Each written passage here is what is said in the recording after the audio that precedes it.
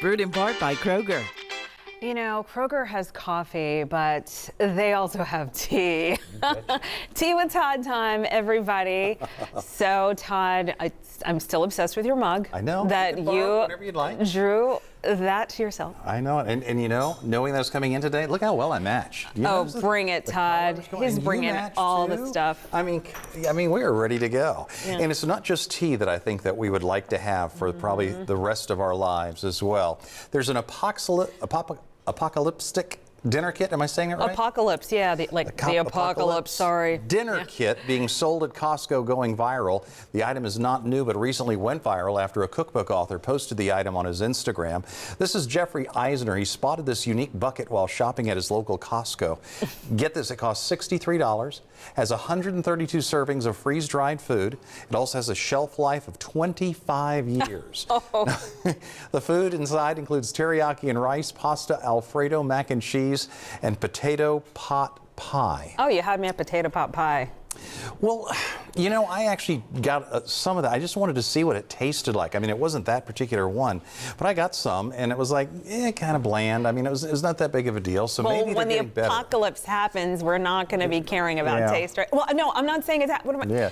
I think the nice thing is that most of those, and plus I know a lot of campers use these as well because they don't go bad for a long time, and you just have to like mix them with water, and they cook up, and everything's fine. You know what? I think that they're going to sell out. You know, it's just like, it's just things are so weird. We've seen so many weird things, like, I mean, a pandemic. I mean, an attempted assassination. I mean, there are just like really crazy things happening, and I just think people feel unsettled. However, I just think that everybody is working together to try to bring a nice, peaceful peace to the world.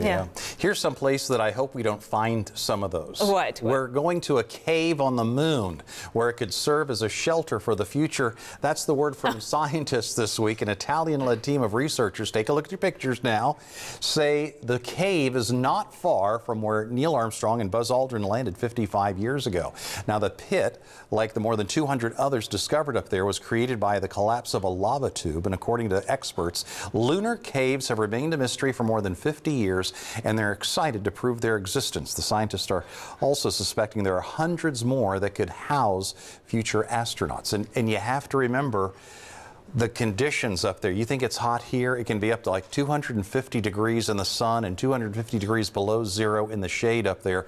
So, you know, when we talk about sending people up there, it's not just, you know, we have to have oxygen and water. I mean, they have to have protection from the elements as well. And that's why that could be interesting.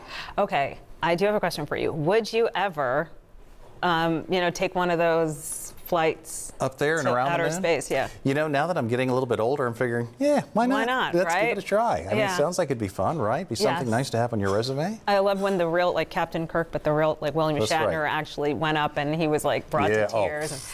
Beam me aboard, Scotty. Beam me up. Okay, we're going to stay here in the outer space theme. For the first time in NASA history, a hip-hop song has been transmitted into deep space. Missy Elliott's single, The Rain, Super Duper Fly, was sent to Venus via NASA's Deep Space Network. The agency's Jet Propulsion Lab, or JPL, in Southern California sent that transmission last Friday. The song, traveling nearly 160 million miles from Earth to Venus, transmitted at the speed of light, taking nearly 14 minutes to reach the planet. NASA allowed Elliott to choose which planet would receive the transmission. The performer says she chose Venus because it symbolizes strength, beauty, and empowerment. To date, the system has transmitted only one other song into space. How do you get that job? I mean, I don't. If we're going to be sending a song, what song were you thinking? Well, okay, as this was happening, I was thinking, okay, if it's a hip hop song and I'm sending it into the dark sky, I would send Midnight by Tribe Called Quest. Okay. Yeah. You wonder if somebody's going to hear that and then send something back all at the same time.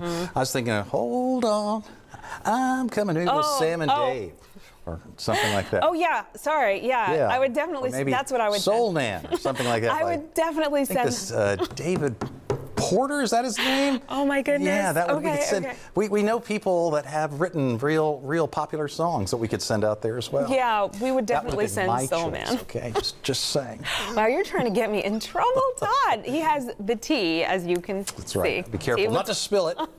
It's already spilled tea. Yeah, I spilled Todd, the tea. I'm going to have to explain myself. Oh my goodness, you were so funny. Thank you, Todd, and appreciate you sitting in for Corey. You're welcome. Okay, we'll be right back.